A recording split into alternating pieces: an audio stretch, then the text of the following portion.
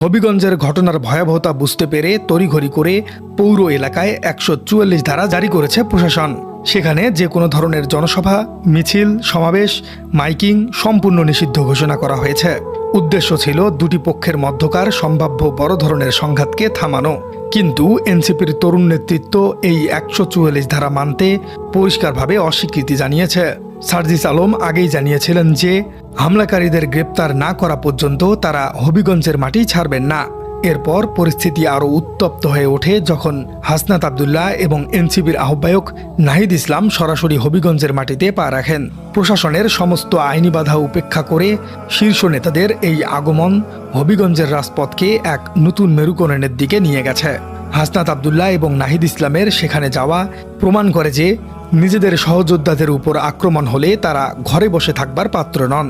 ১৪৪ ধারা বলবৎ থাকা সত্ত্বেও শত শত তরুণ কর্মী এখন তাদের সাথে